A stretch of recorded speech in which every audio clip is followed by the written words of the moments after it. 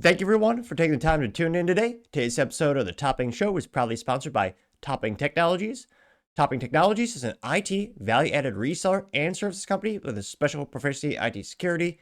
Heck, I see their founder at least twice a day. Guys say he's quite handsome and brilliant.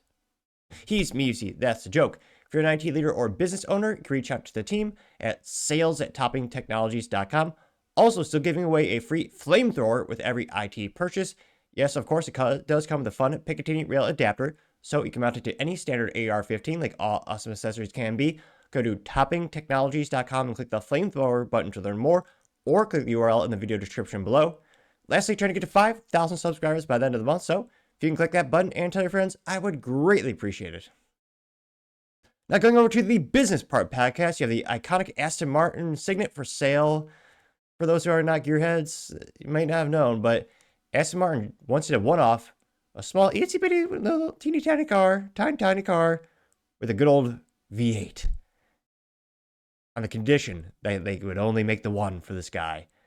And it's finally for sale. Now, this comes with thanks to Chris Smith at Motor1.com. And they say, quote, Aston Martin once built a V8 Cygnet, now it's for sale.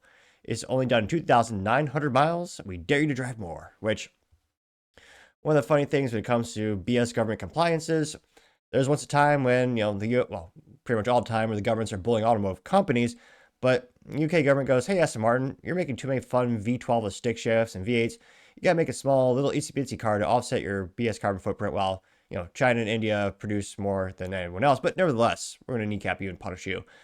And Aston Martin basically did that. This is a bastardized, I believe it's the Toyota Scion, which Toyota owns Scion. And yeah, the one that they sold to the masses was a small itsy bitty engine.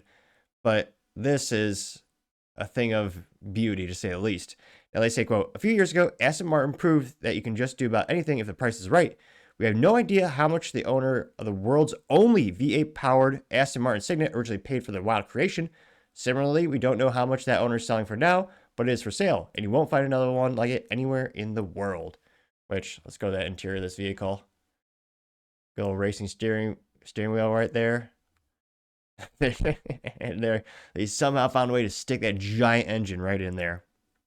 They say, to refresh your memory, the Cygnet was Aston Martin's short-lived city car, literally a reskinned Toyota IQ. Less than 1,000 were built before Aston Martin pulled the plug in 2013, but at some point after that, someone approached the company's Q by Aston Martin Customization Service and asked for the one with the V8. Why? Who cares? The V8 shoved in something barely large enough for seats. Be glad it exists, which, yeah. They definitely had to widen the stance of that vehicle, too. Nice, good old, yeah, that's a big old exhaust, nice, wide axle. Now they say, quote, of course, V8 swapping a Cygnet is no simple task. Aston Martin started with a bare body and fabricated a roll cage, transmission tunnel, front bulkhead, and all required mounting points to use the front and rear subframes from a late 2000 Vantage. A 4.7-liter V8 also comes from that era Vantage, making 430 horsepower in that itsy-bitsy car, which, you know me, I love my green cars. That's more the Royal British green, a little bit darker, almost like forest green. Not my favorite shade, but I don't know, it still kind of looks iconic. Now they say it makes 430 horsepower and 360 pounds of torque. It goes entirely to the rear wheels through a 7-speed sport shift. Automatic transmission. So close to being a pure icon. And don't get me wrong, it's still iconic, but oh, come on. There's no way I'm getting that without having that third pedal. They say, quote, considering the ultra short wheelbase, we suspect parastatic power loss is minimal. Aston Martin showcased the car in the 2018 Goodwood Festival of Speed before turning it over to its owner. It's now listed for sale through Nicholas Mee, a dealership in North London that specializes in Aston Martins. The original owner managed to survey approximately 2,900 miles behind the V8 Cygnet's wheel and reportedly still, quote, looks almost like new. It's included in the sale of the car, technical specifications, and the only Cygnet V8 owner's manual in existence, not included a place to store your immense Shazuma, I don't know how to pronounce that, should you attempt to reach the car's quoted speed of 170 miles per hour. Yeah, right. That'd be it, yeah. You'd be a brave man to go 170 miles per hour in that little thing. And again, the thing was, this person paid Aston Martin extra to make it be a one-off. Like they said, hey, This owner has so much money. He's like, yeah, I'll pay for the research, development, the manufacture, everything. But I want to be the only one. I'll be the only one with the V8 Vantage Cygnet, which is hilarious and awesome at the same time. Again, this has been a legend for gearheads for years. One of those elusive vehicles that you'd see every once in a while on forums. The fact, I cannot believe they've sent it to a dealership. The fact they didn't put it to an auction, like, I mean, shoot, I know you take the auction fees and that costs something, but shoot, take that to Barrett Jackson, one of the major auctions in the United States.